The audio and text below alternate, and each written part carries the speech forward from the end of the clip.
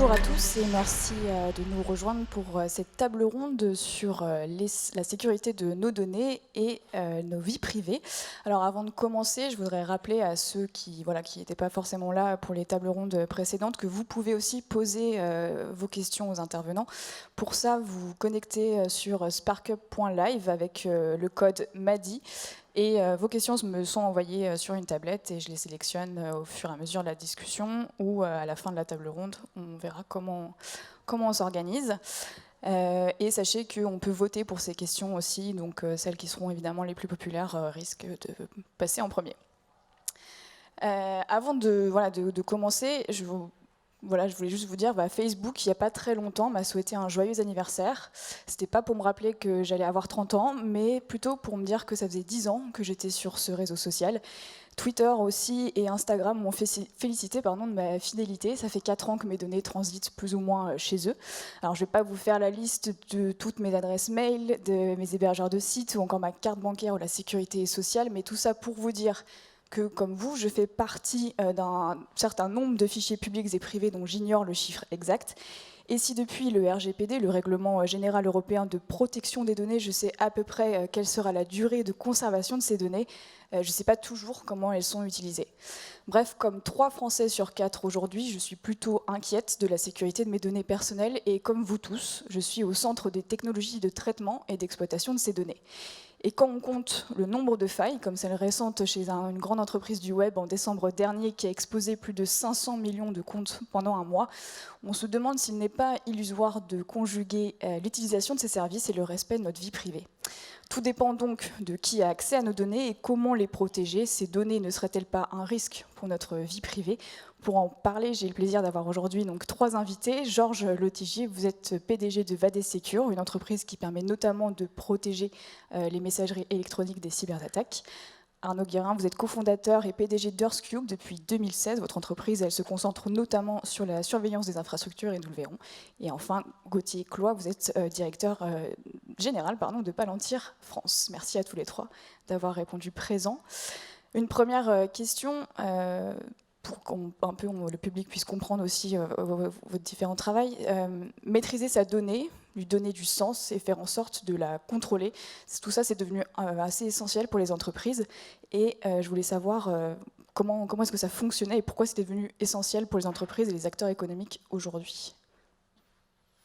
Bien, la donnée, c'est aujourd'hui la principale valeur des entreprises. C'est l'or des entreprises. On en a de plus en plus. Et donc, il est normal de la protéger et de l'utiliser. Et c'est vrai qu'on utilise de plus en plus, comme elle est de plus en plus importante, pour l'utiliser correctement, on utilise de plus en plus de l'intelligence artificielle, etc., du big data, du deep learning, pour enrichir ces données et en tirer des conséquences. Gauthier ? Oui, c'est complètement d'accord avec ce que vient de dire Georges. Nous, on voit chez nos clients, que ce soit des clients industriels, aéronautiques, de tous les domaines, une augmentation énorme de la compétitivité, qui se fait aussi avec une augmentation de l'humain. En fait, c'est toujours très lié. Mais alors, augmenter la compétitivité, générer de la valeur avec ces données, ça n'a pas de sens s'il n'y a pas la protection des données derrière. Et ça, c'est notre métier. Alors, à titre personnel, je protège mes données en tant que citoyen et je vous encourage tous à avoir des mots de passe un peu complexes avec du Two Factor Authentication, par exemple. Nous, notre métier, c'est la protection des données des entreprises et des organisations en général. On pourra parler en détail de comment on le fait, mais c'est le fondement de notre entreprise. On fournit des outils pour que ces organisations puissent à la fois analyser leurs données, les intégrer, les avoir toutes au même endroit, appliquer des règles de qui a accès à quoi. Alors bien sûr, il y a les règles légales, GDPR, etc. Mais il y a aussi, bien sûr, nous, on encourage les utilisateurs, les clients, à aller beaucoup plus loin que ces règles légales pour protéger au mieux leurs données et en tirer de la valeur. Donc nous, nos clients sont des clients qui sont des infrastructures critiques et qui ont besoin de surveiller ces infrastructures. Donc c'est dans le domaine de l'énergie, une centrale électrique, ça peut être un site pétrolier, un site minier ou dans les réseaux de transport. Et nos clients cherchent à avoir toujours de plus en plus de données pour s'assurer que la sécurité de ces infrastructures, donc pour l'environnement, pour les personnes, également un aspect économique, va être maximisée. Donc on cherche à en avoir toujours plus pour être plus sûr, mais aussi avec un enjeu de bien comprendre que ces données mal utilisées peuvent être aussi dévoyées, et donc il y a un enjeu à bien les protéger. Et justement, pour rentrer un peu dans le détail, comment est-ce qu'on protège de manière optimale les données de vos clients? Comment est-ce que ça fonctionne? Ouais, c'est la protection des données. La protection des données des clients, c'est un certain nombre d'étapes. Ça commence par le stockage, où est-ce que je stocke ma donnée. Et ça, c'est important que ce soit le client qui décide. Les données très sensibles, nous, on encourage nos clients à les stocker sur des réseaux qui sont séparés du reste du monde, pas connectés à Internet, etc. Ensuite, il y a la maîtrise des données. De plus en plus, il y a des couches, des millefeuilles avec plein de systèmes qui vont avoir accumulé des données à droite, à gauche. On a des mails, on a des dossiers partagés, on a des bases de données. Et de pouvoir maîtriser les données, à savoir à tout moment avoir un endroit où toutes les données sont intégrées, c'est indispensable, ce qu'on appelle la gouvernance des données. Ensuite, il y a qui a accès à ces données-là, donc les règles. Et les règles, on a bien sûr les règles légales, GDPR, la CNIL, mais on peut aller beaucoup plus loin que ces règles-là. Et ça, c'est ce qu'on fait depuis 15 ans. Ensuite, il y a des aspects de tests, donc tests de pénétration, tests qui sont faits aujourd'hui par l'ANSSI en France, par exemple, pour l'accréditation. Il y a la traçabilité des données qui est indispensable, c'est-à-dire de savoir tout de suite s'il y a eu un problème, qui a eu accès à telle donnée, au lieu de diligenter une enquête qui va prendre 48 heures. Voilà. Donc c'est les éléments fondamentaux pour nous qui constituent la protection des données, ce qu'on fait depuis une quinzaine d'années. Arnaud ? Bien protéger ces données, c'est bien comprendre les niveaux de criticité. On ne peut pas tout protéger avec la même intensité. À vouloir trop protéger, on finit par mettre des contraintes et les gens finissent par passer autour. Et donc c'est important de pouvoir ségréguer en différents niveaux de criticité, qu'est-ce qui est important et qu'est-ce qui l'est moins. Pour ce qui est le plus critique, il existe des technologies qui permettent de moins exposer ces données, de les traiter. On peut avoir différents niveaux de cloud, du plus ouvert au plus privé. Nous, de notre côté, on a travaillé à rendre fonctionnels nos outils dans des environnements justement les plus fermés, puisque quand on est sur du cloud, souvent c'est très pratique, on a accès à beaucoup de technologies d'intelligence artificielle. Et en fait, un des enjeux aujourd'hui, c'est de rendre accessibles toutes ces technologies les plus modernes dans des environnements qui soient le plus sécurisés possible. Oui, de notre côté, VeilleSecure, la cybersécurité est centrée sur l'humain, qui est en définitive le maillon faible, le plus faible en cybersécurité. Et c'est vrai, comme tu le disais Gauthier, il est extrêmement important de connaître la criticité des données et de savoir qui a accès à quoi. Parce que dès lors qu'un humain a accès à une donnée, ça veut dire que quelqu'un d'autre pourrait, s'il se fait passer pour quelqu'un d'autre et quelque part déjoue l'humain en question qui a ses accès, il peut effectivement prendre possession des accès en se faisant passer pour quelqu'un d'autre de confiance. Quoi. Voilà. Et justement, moi je regardais, il y a 9 tentatives de connexion sur 10 qui sont en fait des bots programmés par des hackers. Les banques et les compagnies aériennes font également l'objet de nombreuses attaques. Apparemment, c'est 60% des tentatives de connexion. Quelle incidence possible ça a, justement, quand on voit le nombre d'attaques possibles? Il y a énormément effectivement d'attaques, 92%, si les chiffres sont toujours exacts, des attaques utilisent l'email, qui est la porte d'entrée la plus facile et le moyen le plus facile de se faire passer pour quelqu'un d'autre, ou pour une banque ou pour un collaborateur. Et bien souvent, ces emails sont effectivement envoyés par des bots. À peu près, effectivement, 90% du trafic sur l'email est arrêté bien avant d'arriver dans la boîte aux lettres. Et il y a toujours des choses qui passent. Puisque c'est impossible de tout arrêter, c'est en permanence des milliers, des centaines de milliers d'attaques par jour. Du coup, est-ce qu'il y a un système parfait? Parce que là, les entreprises vous confient leurs données, donc quel gage de sécurité vous pouvez réellement leur apporter? Est-ce qu'on peut vraiment imaginer qu'il y a un système 100% sécurisé? Est-ce que vous êtes capables tous les trois de me dire oui, il n'y aura pas de faille, quoi. Ce qui est sûr, c'est qu'il y a des systèmes qui sont plus sécurisés que d'autres. Comme je disais tout à l'heure, il y a 6 ou 7 étapes qui sont fondamentales pour sécuriser la donnée. La protection de la donnée, elle passe aussi par la régulation, c'est-à-dire que moins on a de données, en fait, moins elles sont dangereuses. Donc l'effacement de la donnée, le droit à l'oubli, c'est des choses qui permettent aussi d'éviter des fuites parce qu'on n'a plus la donnée. Donc, et c'est vrai que je répète un petit peu ce que je disais tout à l'heure, mais la gouvernance des données, le fait de pouvoir maîtriser où est sa donnée, qui y a accès, où est-ce qu'elle est stockée. Et dans le stockage, j'inclus l'encryption du lien entre l'endroit où elle est stockée et la personne qui l'utilise, et d'adapter ça, comme tu le disais, à la sensibilité des données. Si j'ai des données très sensibles, j'ai pas intérêt à les mettre sur un serveur qui va être connecté à Internet, et même si je crois que tout est 100% sécure, il y a un hacker qui va trouver une faille qui va rentrer. Donc il y a des contraintes, des contraintes physiques qui permettent d'empêcher d'avoir accès à cette donnée-là.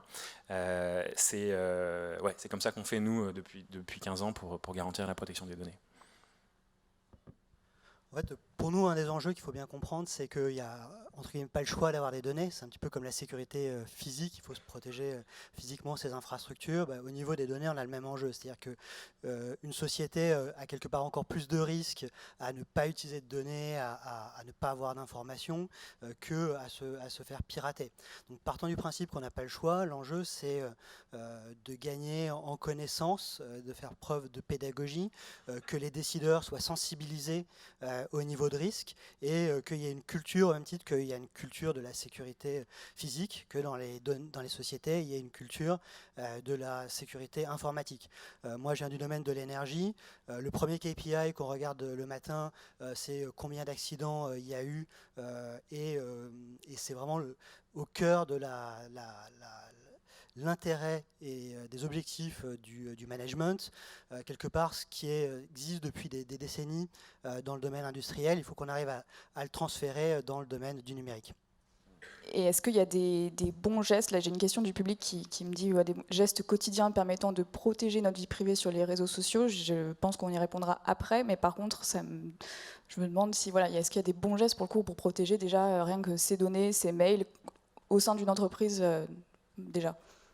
En fait, on en revient à peu près toujours à la même chose, c'est qu'on ne peut pas se passer de data et il faut avoir à chaque fois conscience de la criticité de ces données et savoir donc déterminer qui y a accès et à quel endroit on les met.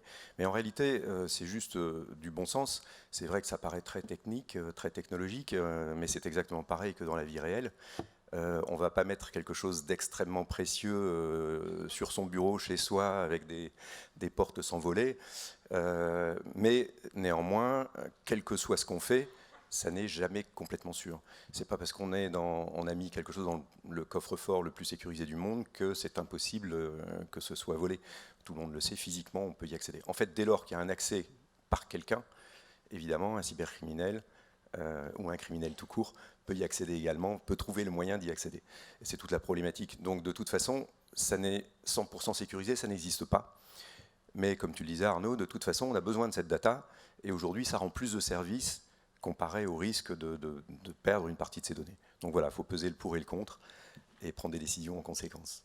Et quelle incidence concrète pour le coup pour les citoyens? C'est-à-dire, moi, si on me pirate mon mail, concrètement, qu'est-ce que je risque? Ça dépend. Si vous êtes quelqu'un d'honnête et que vous n'avez rien à cacher, vous ne risquez pas forcément grand-chose. Enfin, pas forcément grand-chose. Il y a effectivement des arnaques à la carte de crédit. Quelqu'un peut se faire passer pour vous, pour rouler vos amis, etc. Donc il y a toujours un risque, effectivement. Ça dépend, en fait, comment est utilisée cette donnée. Mais il faut vraiment partir du principe que, dans tous les cas, tôt ou tard, ça arrivera. Parce qu'on confie énormément d'informations à peu près n'importe qui sans jamais lire les conditions générales d'utilisation. Et bien souvent, quand vous les lisez, vous vous rendez compte que de toute façon, tout ce qu'on donne, il n'y a aucun engagement de confidentialité et ils peuvent en général faire à peu près ce qu'ils veulent de ces données. Et aucun système n'est 100% sécurisé, comme on le disait. Et même s'il est 100% sécurisé intrinsèquement, il a forcément des fournisseurs qui, eux, ne sont pas forcément très bien sécurisés, etc. Donc j'allais dire, de toute façon, il faut accepter le fait qu'à un moment ou un autre, vos informations risquent d'être éparpillées dans la nature, Ce qu'il faut, c'est en minimiser au maximum les conséquences.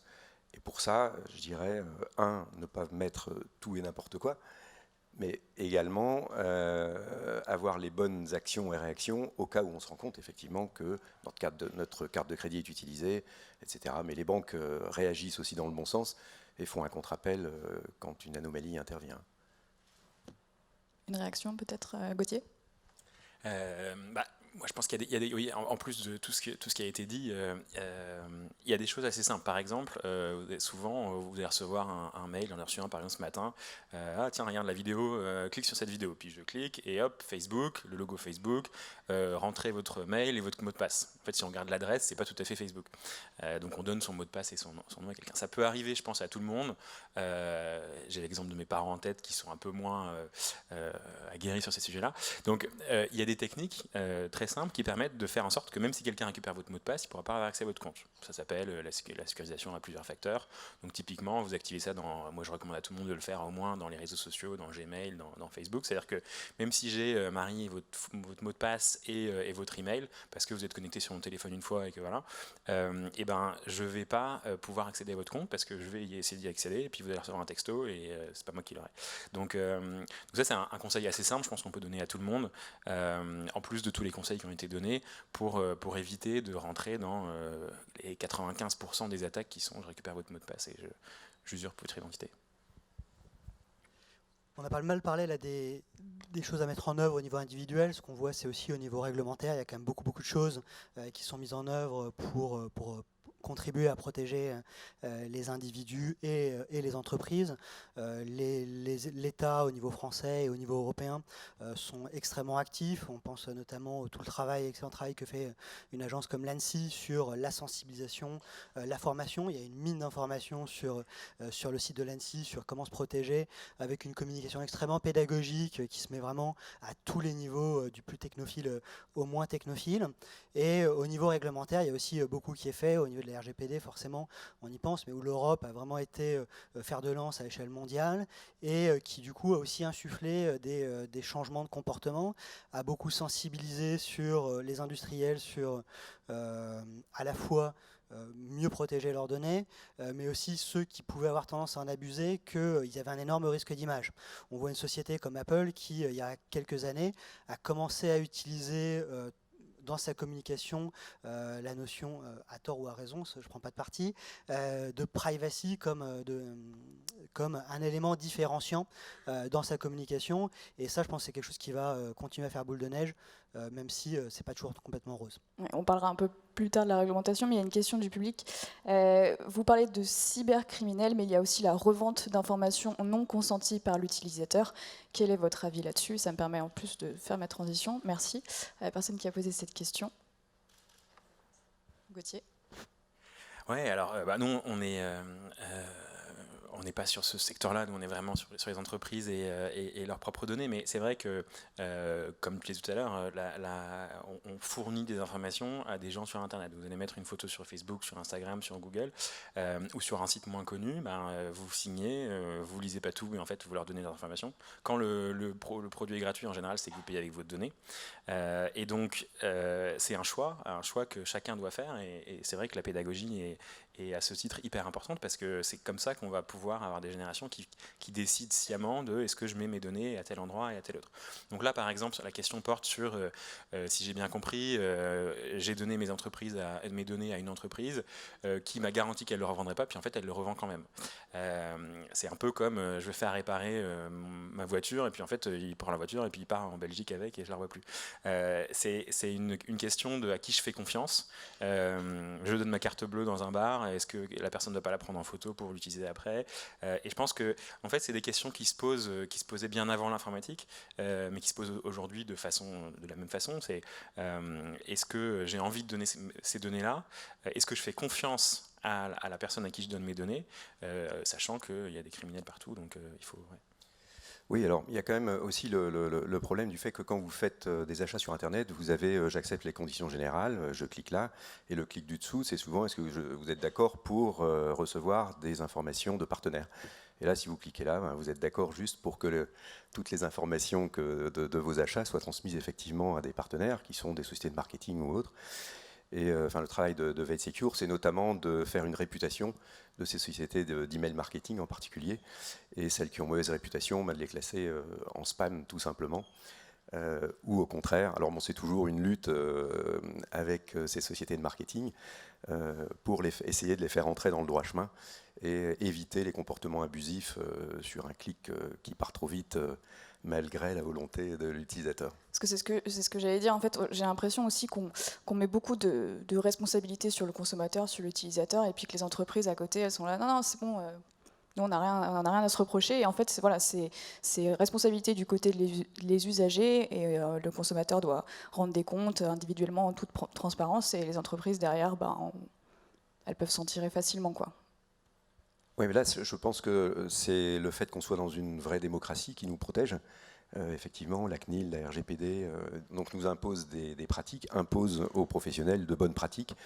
Et il y a notamment, sur ce que je viens d'expliquer, en principe, c'est obligatoirement ce qu'on appelle un opt-in, c'est-à-dire qu'il faut que la personne le demande effectivement et de façon claire. Et souvent, c'est pas clair, mais c'est illégal. Lorsque cette demande n'est pas claire, c'est illégal. Et c'est justement la loi qui est censée nous protéger. Et est-ce que justement le cadre réglementaire aujourd'hui en France, il est suffisant pour nous protéger? C'est une très bonne question. Moi, je pense qu'on a. Alors, si on compare aux autres pays du monde, on est en avance. Le RGPD, il commence à nous être envié par d'autres continents. Maintenant, je pense qu'on peut aller encore plus loin. On a besoin de plus de régulation. Le processus régulatif, il met du temps. Donc, en fait, souvent, on a des régulations qui concernent ce qui se passait il y a 5 ans ou il y a 10 ans.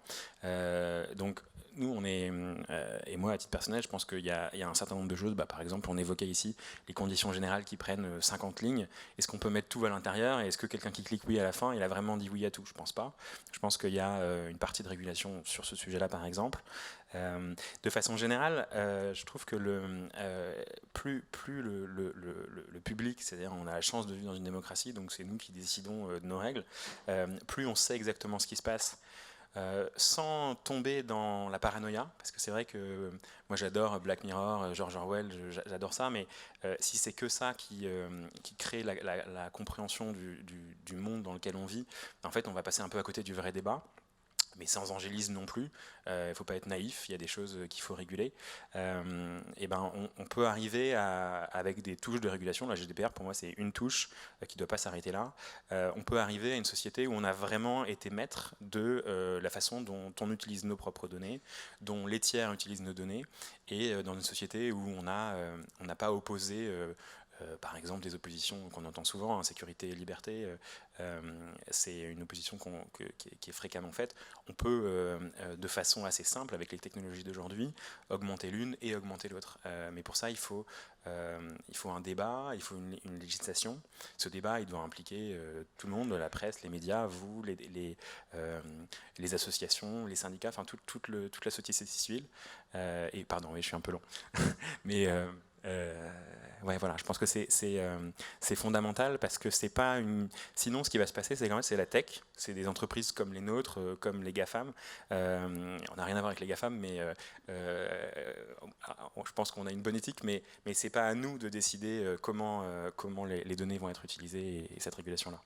Et en même temps, vous parlez, voilà, on parle du RGPD. L'année dernière, c'est le Cloud Act qui a été soumis aux États-Unis. C'est en fait, ça permet, enfin, ça oblige les entreprises américaines, même celles qui travaillent à l'étranger, de transférer les données à l'administration américaine. Je crois que c'est votre cas, vous, parce que vous êtes une entreprise américaine qui travaille en France. Vous manipulez des données sensibles. Est-ce que vous pouvez m'assurer qu'il n'y a pas de problème de fuite de données vers l'administration américaine, ce qui serait problématique chez nous?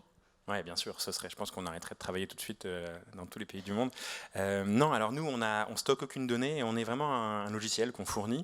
Donc on n'a pas accès aux données que nos clients, on ne sait pas ce qu'ils font en fait sur notre plateforme, sur notre outil. Ils peuvent l'installer sur un ordinateur au milieu d'un bunker et pas forcément connecté à aucun réseau. Donc pour nous, le CloudOps ne s'applique pas, on n'a pas de cloud, on stocke aucune donnée.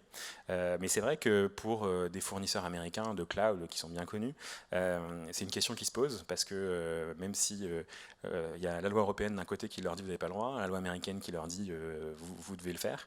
Donc moi je suis bien content de ne pas être dans cette situation-là, de juste fournir un outil. Et ça va être intéressant de voir comment ce sujet-là se décante. Ouais.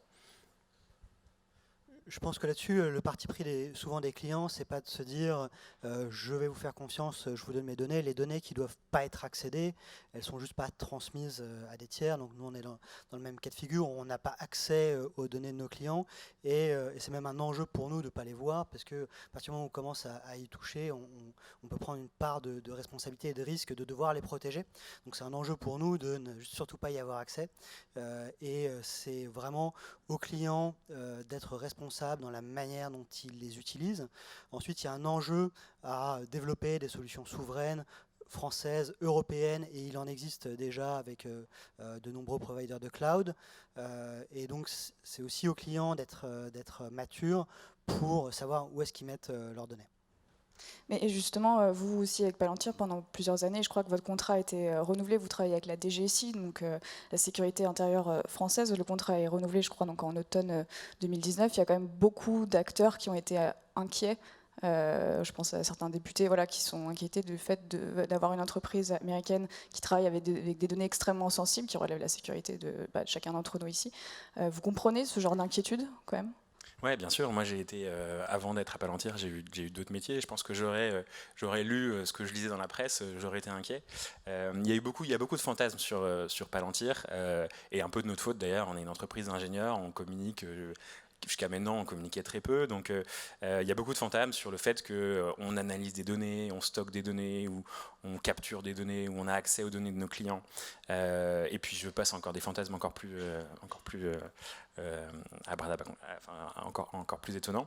Non, nous on est un outil. Ça, je pense que c'est ce qui est important de comprendre. La réalité, c'est que on est un outil qui permet aux clients, donc vous citiez des agences de sécurité, on en a beaucoup en Europe, de mettre leurs données à l'intérieur et de les analyser. Donc c'est leurs propres données, auxquelles ils avaient accès par ailleurs avant, mais ils avaient 50 000 systèmes, ils passaient à côté d'informations, où les données, tout le monde avait accès, il n'y avait aucune règle, où les règles étaient pas suffisamment précises elles étaient bien sûr légales, mais elles n'étaient pas suffisamment précises, elles pouvaient être encore plus contraignantes, tout en maintenant l'impact de ces organisations. Donc nous, on apporte un outil.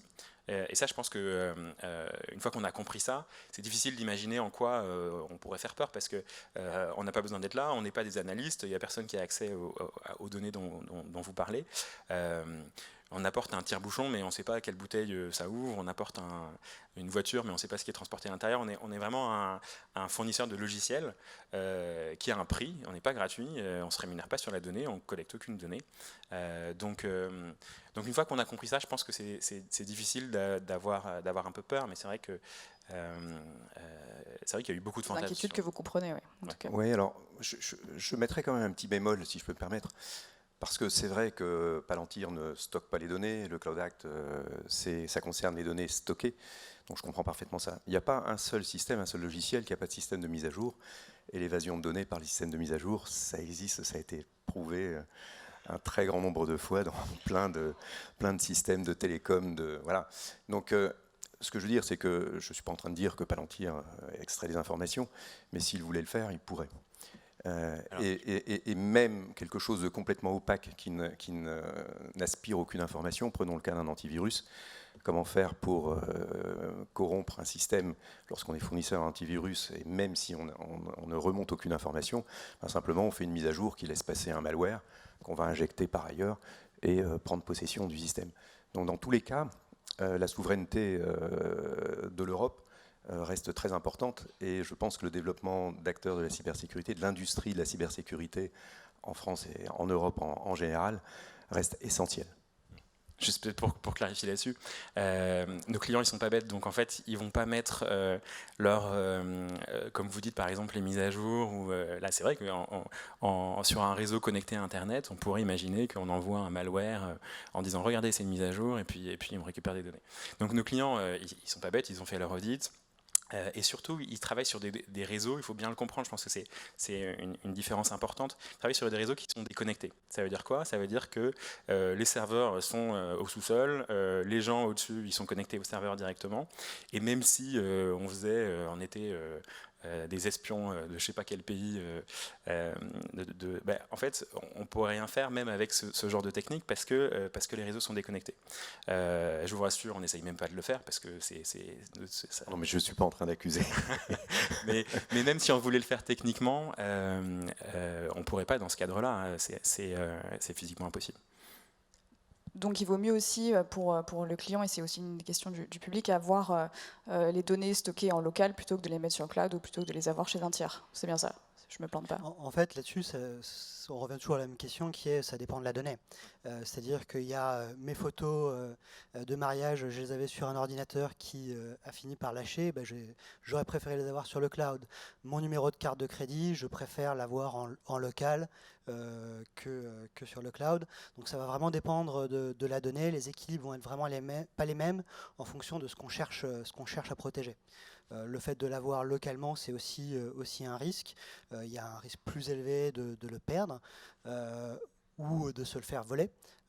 En revanche, c'est moins exposé sur Internet. Dans la sécurité, il y a la continuité de service et la confidentialité. C'est plus confidentiel quand c'est chez soi, mais la continuité de service, ça marche moins bien. Et justement, en parlant de confidentialité aussi, vous parliez de photos de mariage, admettons, je les mets sur Facebook, n'importe quel réseau social, etc. Et là, aujourd'hui, je me rends compte en fait, que ces photos peuvent être utilisées aussi, parce que ça fait 10 ans que j'y suis, et je viens de me rendre compte qu'il faudrait peut-être que je me protège un peu mieux. Même avec toutes les réglementations qu'on a maintenant, est-ce que c'est pas trop tard pour protéger notre vie privée, notamment sur les réseaux sociaux ? Il y a déjà dans le cas de la RGPD, il y a le droit à l'oubli qui existe, et ensuite on peut tout à fait avoir eu des comportements où on ne prenait pas forcément conscience de où pouvaient partir les données et puis revenir en arrière. Par exemple, je pense que quand Facebook s'est créé il y a je sais plus, une quinzaine d'années, je ne mettais probablement pas les mêmes photos que ce que je pourrais mettre maintenant, puisque je prends conscience. Au début, c'était amusant, on avait quelques amis qui étaient des vrais amis, et puis au fil de l'eau, on commence à rajouter la terre entière, y compris les gens de sa société, son chef et toute sa famille. Donc on fait beaucoup plus attention qu'on a pu le faire dans le passé.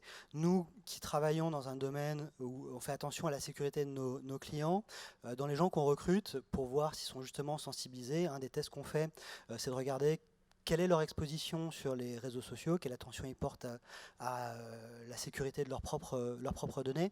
Et c'est vrai qu'on est surpris, notamment dans les populations les plus jeunes qui sortent tout juste d'école, des fois de la naïveté. Et donc c'est un vrai enjeu quand même de se protéger, mais c'est possible de revenir en arrière. Il est pas trop tard, même si on a pu être naïf des fois. Okay. Ouais, encore une fois, nous, on n'est vraiment pas... Bien sûr, je vous interroge en tant qu'expert, je sais que c'est pas votre... nous, on ne travaille pas sur les réseaux sociaux, on ne travaille pas sur les élections, on ne travaille pas sur... Comme parfois on peut le lire. Non, je pense qu'on est encore dans des... on a la chance d'être dans des démocraties, on a encore un pouvoir sur le monde de la tech. Et le fait de pouvoir réguler, de pouvoir dire, par exemple, les photos que j'ai mises quand j'avais 18 ans sur Facebook, je ne sais pas où, on peut les supprimer, droit à l'oubli, et c'est pas encore complètement parfait, mais on peut, avec un débat démocratique et avec une connaissance profonde, sans fantasme, j'insiste là-dessus parce que souvent on part sur des fantasmes et en fait on passe à côté de la réalité. La réalité, c'est que on peut réguler ce genre de choses. On pourrait très bien dire, je sais pas, au bout de 5 ans, Facebook doit me montrer tout ce que j'ai mis, doit me dire est-ce que tu es d'accord de garder ça sur les réseaux, et sinon il est obligé de le supprimer, et ça c'est la loi. Donc ça, je pense que y a plein d'outils comme ça qui n'existent pas encore, qu'on doit construire en tant que citoyen. Et je pense que en se concentrant sur ces choses réelles-là, on arrivera à avancer sur la protection des données, plutôt que sur des fantasmes de est-ce que la nationalité de l'entreprise va faire que je sais pas quoi, ou est-ce que les données vont s'envoler comme un fantôme en dehors du bâtiment même si c'est pas connecté à Internet, où là il y a des vraies questions aussi, mais on passe parfois un peu à côté de la réalité. Vous disiez, vous mentionnez Facebook, mais est-ce que du coup, est-ce que par exemple les États ont vraiment un levier aussi sur les acteurs du numérique? Parce que c'est bien beau de dire, on va demander à Facebook de 5 ans d'oublier tout ce que moi j'ai mis dessus. Est-ce que vraiment, est-ce que ça doit passer par les États? Comment? Parce que je vois pas quel acteur, si ce n'est l'État, peut obliger des entreprises à le faire. Je pense qu'en tant que citoyen, on a aussi énormément d'impact dans tout ce débat. Le risque d'image, demain, peut faire plus peur que la peur du gendarme. La peur du gendarme, quand on s'appelle Facebook ou Google, quelque part, elle n'est pas si élevée que ça, parce qu'une amende à quelques milliards, potentiellement, c'est pas si impactant que ça.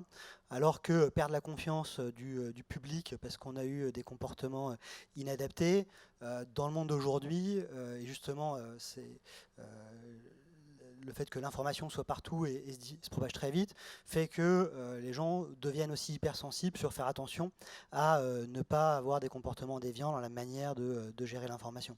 Donc je pense qu'en tant que citoyen, on a aussi beaucoup de leviers sur ces groupes.